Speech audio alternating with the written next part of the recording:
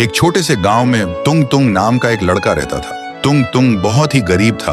उसके माँ बाप बचपन में ही मर चुके थे।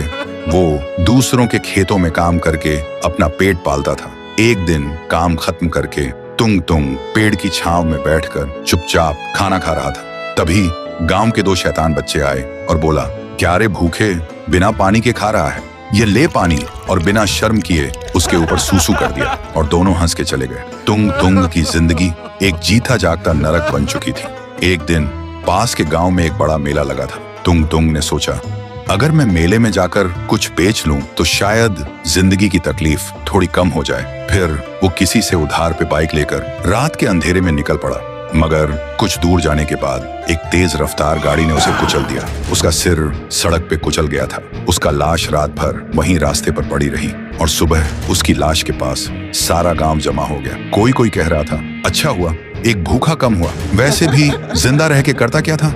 और फिर गांव वालों ने बिना शव संस्कार के उसकी लाश को नदी में बहा दिया। लेकिन तुंग तुंग की आत्मा को वो अपमान, वो बेइज्जती सब याद थी।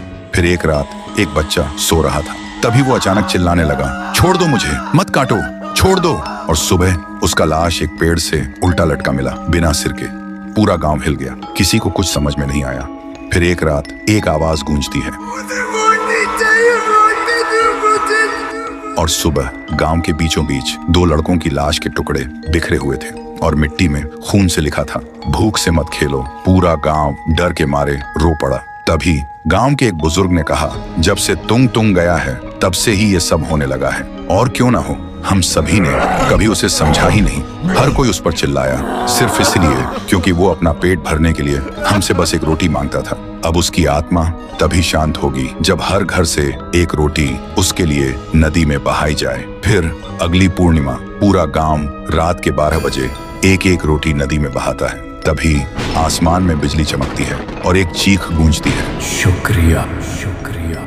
उसके बाद से तुंग तुंग की आत्मा को मुक्ति मिल गई थी। तब से गांव में खून बंद हो गया।